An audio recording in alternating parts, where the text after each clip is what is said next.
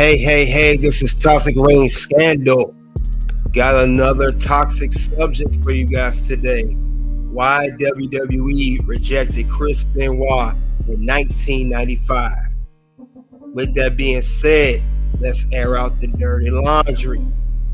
Now, this was an interview by Shane Douglas, former WWE wrestler, ECW legend.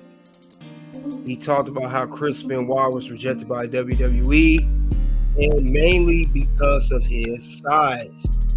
Now, he goes into depth in his interview, saying at 5'9", he was one of the smallest wrestlers on the card.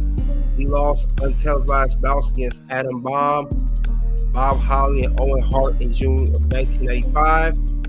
However, the company's decision makers opted not to hire him at the time.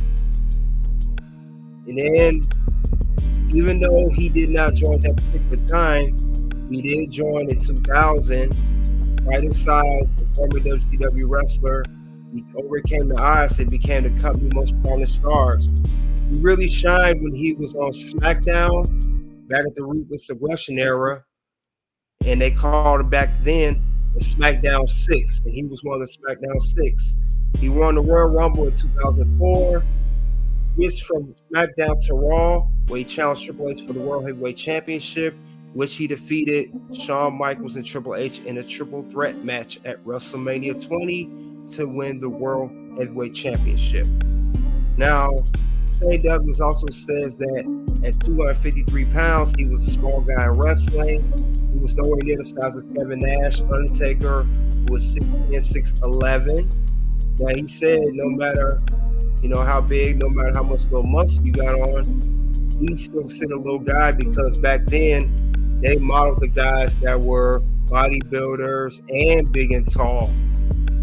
So he was considered shorter in his size. Benoit was really a little pint-sized guy compared to that. He was 5'9", but he was a very good wrestler. You couldn't deny his talent. Look at Chris Benoit here. He was a muscular dude. He was just only a short height. Now, he did join, when he first joined WWE in 2000, he was with the Radicals, which is himself on the left, Dean Malenko, in the middle, far back, bald-headed guy, Perry Saturn, and obviously with the sling in his arm, the late great Eddie Guerrero. So Chris Benoit, he did start from the bottom, training at the dungeon with Stu Hart in an independent circuit with ECW and WCW. But he did later on, like I said before, win the World Heavyweight Championship. Also, Eddie Guerrero won the WWE Championship. He retained his championship at WrestleMania, but they both won their championships that year in 2004. So just because he was rejected in 95 doesn't mean he didn't give another shot. I'm glad he did, because I don't think he would be considered in history, for the fans knowing who he was if he had not joined WWE.